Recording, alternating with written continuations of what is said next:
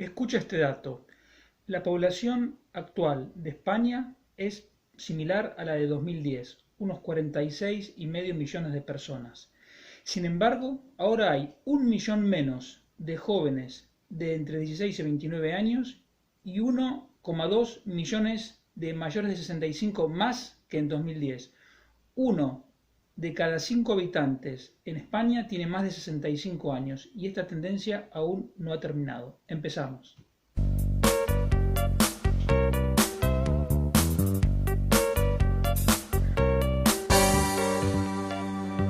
Economía Hoy, con Diego Barceló.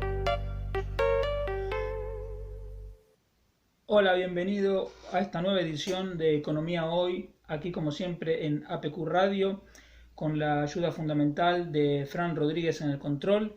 Recuerda que te puedes poner en contacto conmigo en las redes sociales, tanto en Instagram como en Twitter soy @diebarceló, en Facebook me encuentras por mi nombre y en YouTube me encuentras por Barceló y Asociados. El tema del coronavirus sigue dominando la actualidad económica y social. En cuanto al tema específicamente económico, no hay más novedades de lo que comenté en el programa anterior. Es decir, está todo muy reciente como para sacar conclusiones definitivas, pero repito lo mismo que dije hace una semana. Cuanto más se prolongue, peor.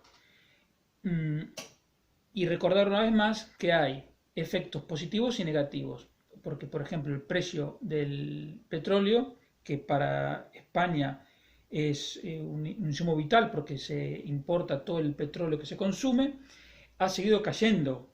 Entonces, si la semana pasada, al precio de la semana pasada, nos ahorrábamos 7.000 millones, probablemente esta semana implique un ahorro anual de alrededor de 9.000 millones de euros, obviamente si el precio se mantuviera a lo largo de todo el resto del año. Pero ha habido otro efecto, otro impacto que es muy difícil de interpretar, que es la reacción de las bolsas. Lo primero que genera confusión en el caso de las bolsas son los propios comentaristas y analistas. ¿Por qué? Porque tienen la difícil, por no decir imposible, misión de interpretar qué es lo que pasa en las bolsas y por qué un día suben y por qué un día bajan.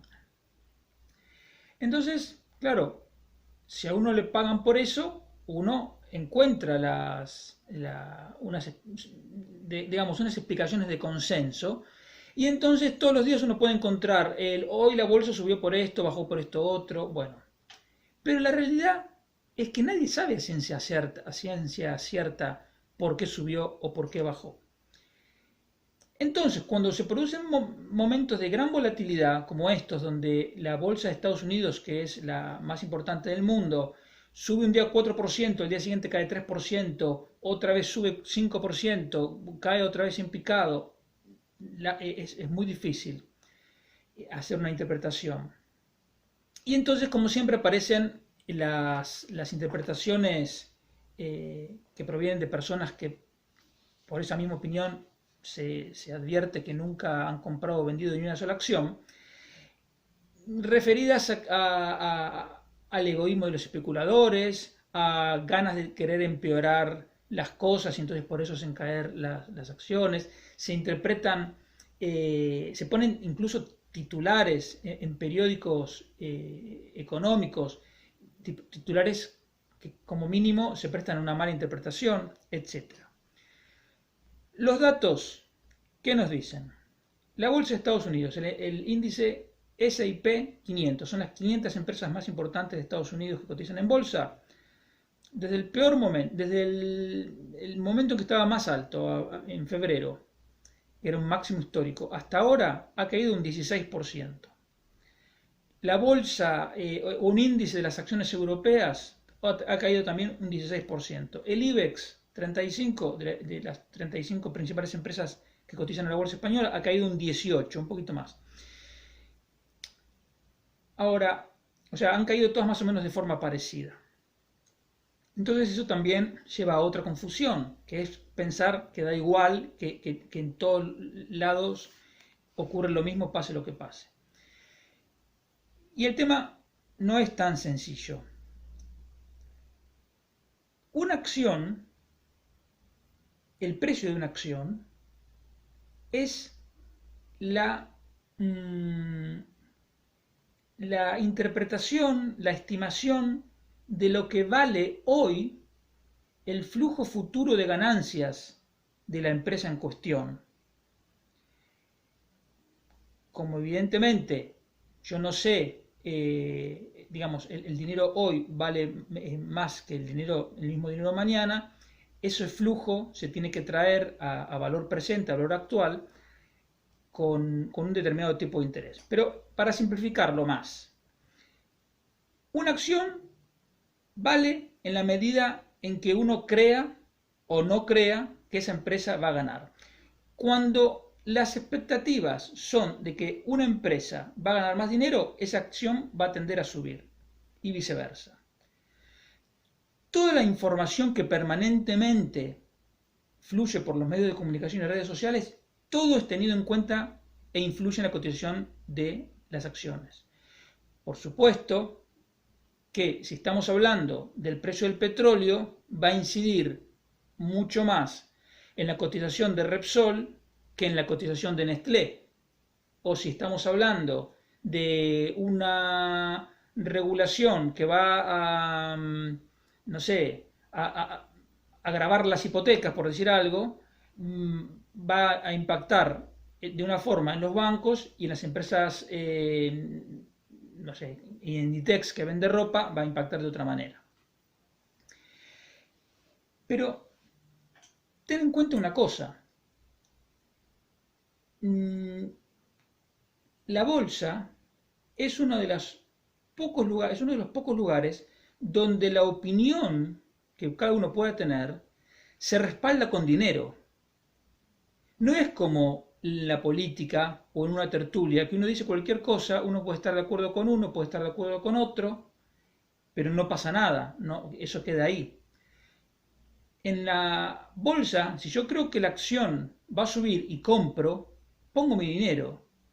Y si cae, lo pierdo. Por lo tanto, nadie compra cualquier acción y, digamos, si partimos de la base que todos quieren ganar dinero, todos van a ser lo más racionales posibles desde sus propios puntos de vista, que a lo mejor no es el punto de vista de uno. Porque también tienes que tener en cuenta otra cosa. Cada precio, cada cotización que uno tiene de una acción es por una transacción que se hizo.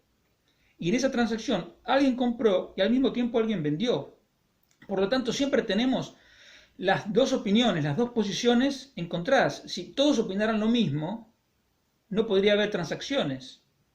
Por eso son errores cuando muchas veces se dice en los medios, salieron de compra los inversores, o los inversores están todos vendiendo. No, pues si todos vendieran, no habría nadie para comprar, entonces esas transacciones no se podrían hacer, y viceversa. De acuerdo a esto que te estaba diciendo, de cómo interpreta el mercado, cuando digo el mercado es la suma de todos los que están comprando y vendiendo acciones de una determinada empresa o en un determinado mercado, en un determinado país. Y esa interpretación varía según el sector y según el tipo de empresa y según qué empresa particular. Por ejemplo, una empresa como Nestlé, que es la principal empresa de alimentos del mundo, ha sufrido una caída del 10% en sus acciones. Es decir, una caída más moderada que la media general del mercado, que es la que te dije al principio. Pero la acción de IAG, es decir, la empresa que reúne a Iberia y a British Airways, está cayendo, lleva acumulado una caída del casi 60%. Entonces tienes un 10% que cayó Nestlé o Iberdrola, por ejemplo, contra un 60% de IAG. Y al mismo tiempo, empresas como Santander, ACS o Volkswagen, todas empresas que están más vinculadas al ciclo económico, han caído un 22%. Y otra empresa como Roche, que es uno de los laboratorios más grandes del mundo, ha tenido una caída del 12%. Entonces vemos que algunos sectores, como alimentos o las farmacéuticas, sufren menos que las aerolíneas, que son las que más sufren, y en el medio quedan otras empresas como constructores de coches, bancos, constructoras. Y esto es una muestra de lo que te decía antes. Nadie compra cualquier acción al voleo. Se compran según determinados criterios y siempre tratando de interpretar cómo van a evolucionar las ganancias de esa empresa. Entonces, de ahí que decir que la bolsa es un casino es simplemente una muestra de ignorancia, porque no hay nada más lejos de la realidad. Hay gente que antes de decidir la compra de una acción ha estudiado los balances de la empresa durante años, digamos, y hay muchas formas de llegar a la conclusión de que hay una acción que hay que comprarla o que hay que venderla, distintas formas de analizarlas, y todos, cuando toman la decisión, ponen su dinero detrás de esa opinión. Entonces, aquí no es ninguna cuestión personal, no hay ninguna voluntad de arruinar una economía, ni de castigar un país, ni nada en particular. Simplemente gente que trata de ganar dinero o en otros casos de preservar su patrimonio y por eso venden. Cada uno tiene sus motivos. Pero, insisto, es una cuestión de negocios, no es nada personal. Y también lo que muestra la volatilidad de estos días es que esas teorías que dicen que los mercados son controlados por pocas manos, que hay unos grupos que pueden controlar la dirección de las bolsas, etc., es toda una tontería que no se sostiene.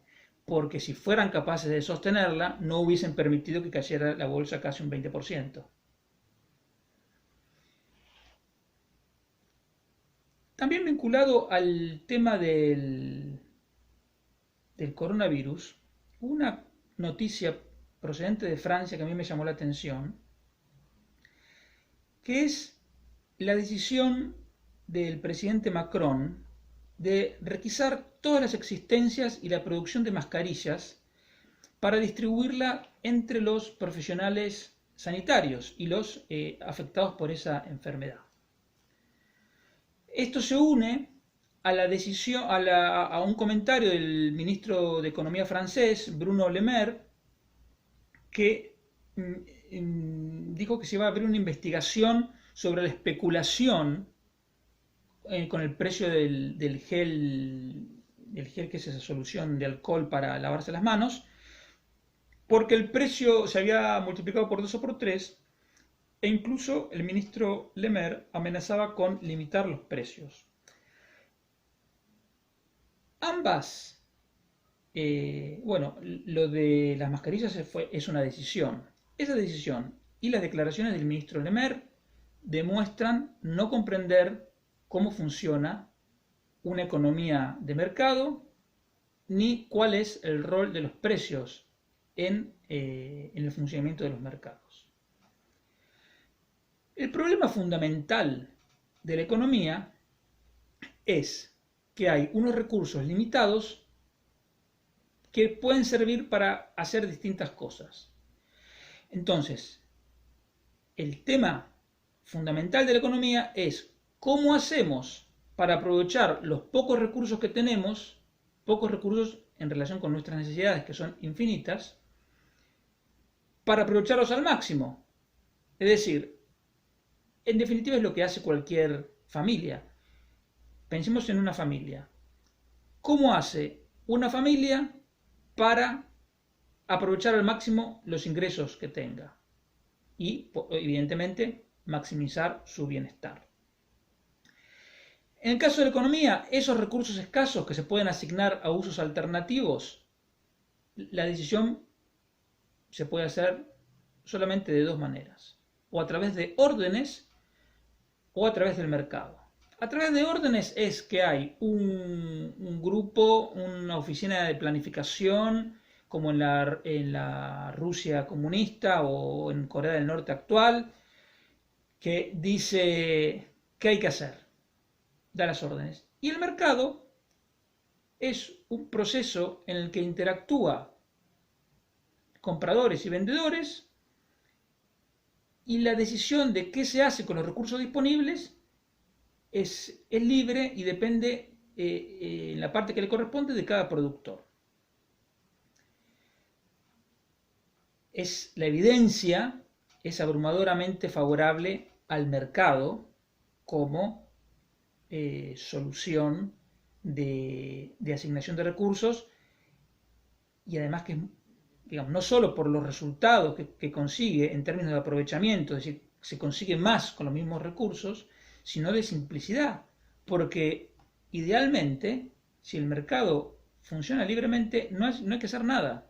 La gente ya se ocupa de sus cosas y no hace falta ninguna oficina de planificación ni nada que le parezca. ¿Y cómo se hace en el mercado para decidir cuánto hay que producir, en este caso de mascarillas o de geles para limpiarse las manos? La señal fundamental son los precios.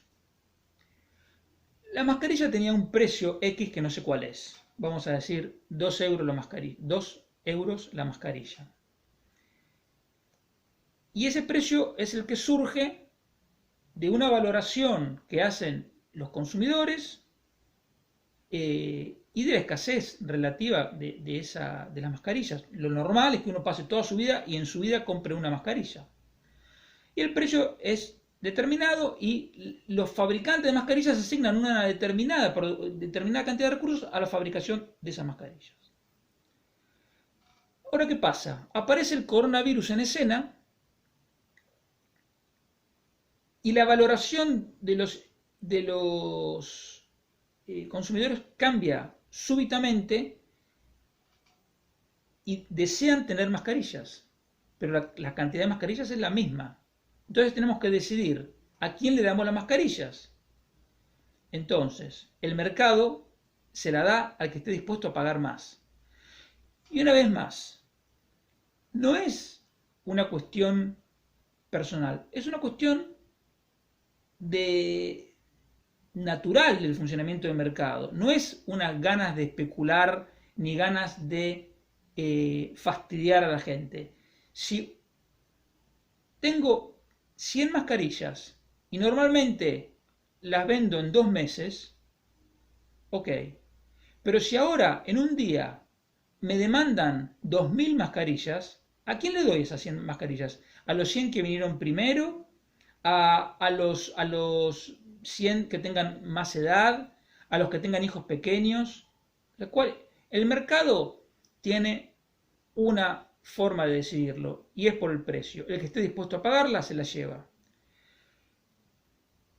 El gobierno, en este caso el de Macron, no le gusta ese mecanismo. Entonces dice, no, para mí, porque los socialistas de todos los partidos siempre creen saber mejor que el mercado a quién le corresponde cada cosa, las mascarillas son para los sanitarios, trabajadores del sector sanitario, y para los enfermos. Desde un punto de vista humano, la idea parece razonable, pero vamos a ver que, por más lógico que parezca, es contraproducente. Porque la decisión del presidente Macron, por más lógica y razonable que te pueda parecer, no va a terminar con la escasez de mascarillas. Va a seguir habiendo la misma cantidad de mascarillas. Es más, la cantidad de mascarillas, la escasez de mascarillas, lo más probable es que se agudice. ¿Por qué? Porque cuando el precio de la mascarilla se dispara, el fabricante dice, hay que fabricar más mascarillas porque es lo que quiere la gente. Entonces, deja de producir gasas o cualquier cosa que produzca esa misma fábrica y concentra todos sus recursos en la producción de mascarillas que es el negocio del momento. Al mismo tiempo, empresas que no tienen nada que ver, que fabrican cualquier otra cosa, dicen, epa, el negocio ahora es vender mascarillas. Y mira cuánto se pagan las mascarillas. Hay que lanzarse a producir mascarillas. Entonces, arriba nueva gente al mercado. Por lo tanto, ese precio, que yo entiendo que a una persona le puede molestar, dice, ¿cómo me vendes a 20 la mascarilla que ayer costaba 10? Perdón, costaba 2 y ahora me la vendés 10 veces más. Perfecto. Eso, para una persona individual, resulta indignante. Eso yo lo entiendo desde un punto de vista humano. Pero desde un punto de vista económico, tiene mucho sentido. Porque es la demostración de una súbita escasez de un producto que antes no resultaba escaso en relación a las necesidades. Pero ese mismo precio es, es la señal que atrae a los fabricantes de mascarillas y a otros empresarios a lanzarse a la producción de mascarillas. Por lo tanto, si se deja actuar al mercado, esa subida del precio es temporal, porque inmediatamente depende del producto. En el caso de las mascarillas, yo me imagino que en pocas semanas ya podría estar llegando al mercado una nueva cantidad de mascarillas, con lo cual, al haber más oferta, la escasez se reduciría y el precio empezaría a bajar. Es decir, el precio, al subir y al generar mayores beneficios, consigue que se atraigan más recursos desde otros fines que antes se consideraban más prioritarios a estos nuevos fines que ahora, con las nuevas circunstancias, se consideran más importantes, que son las mascarillas y los geles. Entonces, esa mayor producción reduce la escasez y reduce el precio. Por lo tanto, una vez más, el mercado, cuando se lo deja actuar, resuelve la situación de escasez. Lo que no sé cómo va a hacer el señor Macron es para resolverla él ahora, que ha requisado todas las mascarillas y todas las existencias y la producción de mascarillas, que va a nacionalizar las empresas de mascarillas, les va a obligar a producir al mismo precio, que fabrican más al mismo precio. Eso es completamente antieconómico. Y todo lo que acabo de decir para las mascarillas se aplica, como digo, para el gel. El tema es, ¿cuál es la mejor manera de resolver la escasez? Insisto, la historia muestra que la mejor manera es dejar actuar al mercado, que suba el precio, se generan mayores beneficios y entonces una mayor cantidad de recursos se destinan a la producción del bien escaso y la escasez se resuelve con nueva producción. Todo lo otro son ideas socialistas, fascistas, totalitarias si quieren incluso, que más allá de la violación al derecho de propiedad que suponen, no resuelven el problema, porque nosotros queremos que la gente tenga mascarillas y no las va a tener. Hablando de estas ideas, se me ocurrió también comentarte un tema, un extracto de un libro de Alberto Menegas Lynch, de quien tengo el honor de haber sido alumno, que hace referencia también a la escasez, pero del factor trabajo. El tema con el trabajo es el siguiente, y hay un punto clave que normalmente no se tiene en cuenta, que es el siguiente. Las necesidades del ser humano son infinitas. Esto es difícil de entender, porque uno dice, ¿cómo infinitas? Si uno come, uno tiene su ropa, un coche, una casa, ¿qué más quiere? Todo quiere. Entonces ya aparece quien quiere acusar a esta idea de consumista, etcétera, etcétera. Pero en realidad, si lo piensas un poco, tú te das cuenta que tú desayunas a la mañana y pasan 3 o 4 horas y tienes hambre otra vez, tienes que volver a comer.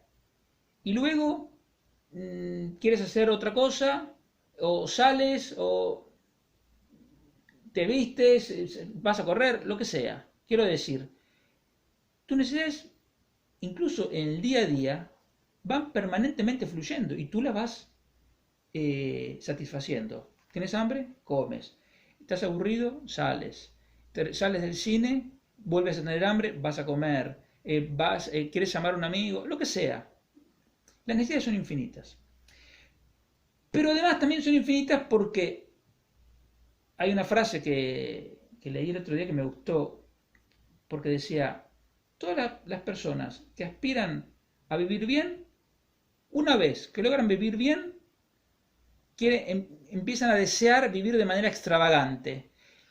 Entonces, si bien uno desde un punto de vista moral lo puede criticar como una frivolidad o como un exceso, desde un punto de vista económico, tiene todo el sentido. Porque aún el que tiene un yate de 80 metros, cuando ve pasar otro yate más grande, siente que él no tiene el yate que quisiera. Entonces, las necesidades son infinitas. Y este concepto es fundamental para entender el párrafo que te voy a leer ahora, del libro Fundamentos de Análisis Económico. El trabajo, estoy leyendo, es el factor de producción por excelencia.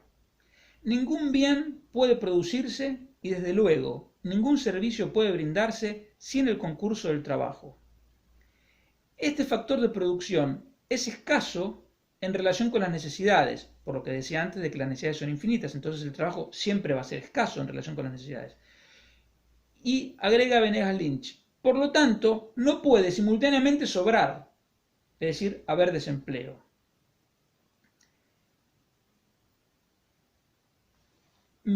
Estoy pasando unos párrafos y dice, ahora bien, la desocupación no tiene lugar en el mercado libre, sino que es consecuencia de la injerencia gubernamental directa en el mercado o de lo que hemos denominado injerencia por defecto, que se produce cuando el gobierno tolera que se recurra a la intimidación y a la violencia.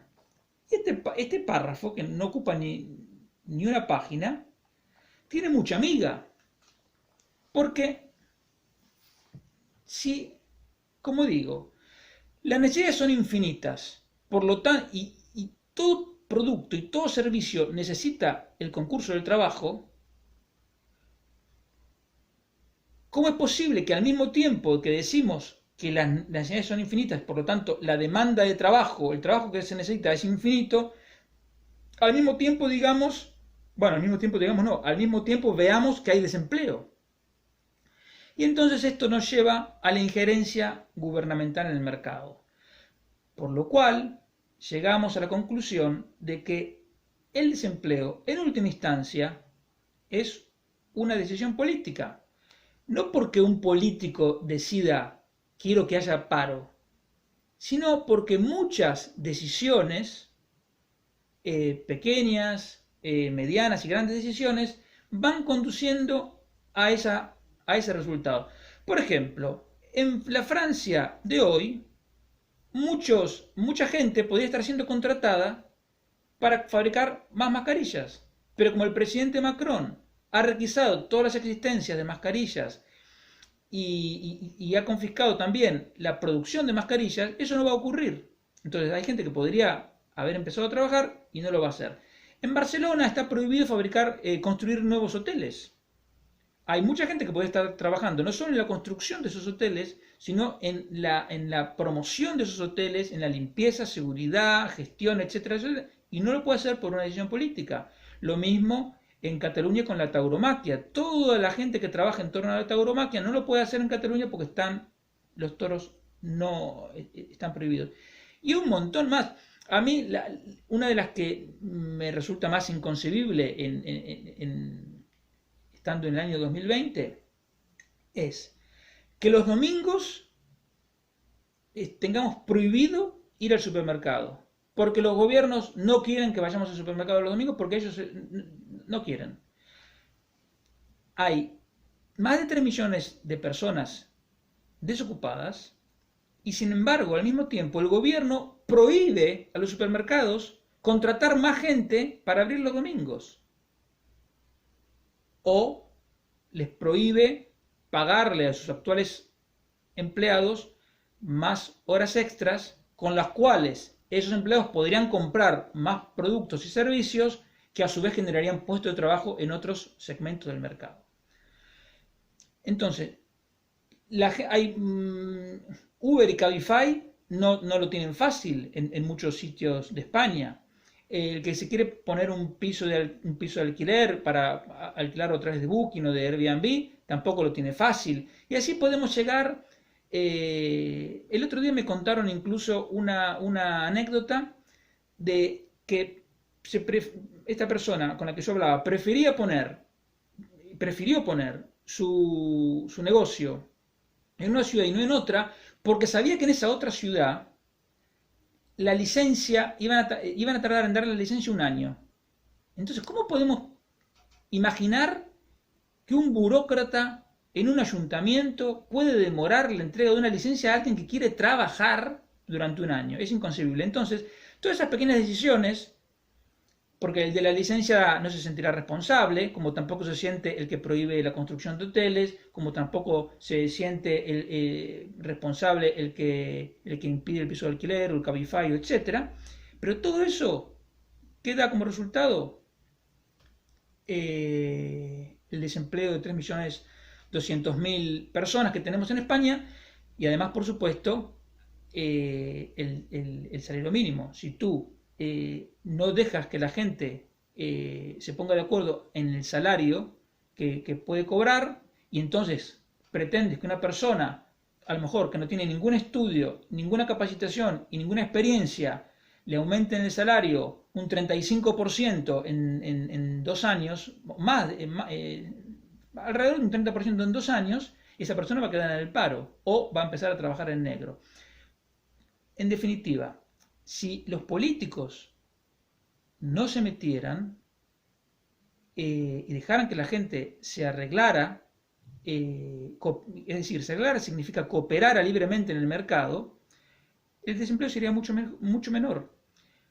Y hoy, si tenemos un desempleo inmoralmente elevado, es por una enorme telaraña de viejas y nuevas regulaciones que en definitiva le prohíben a la gente trabajar.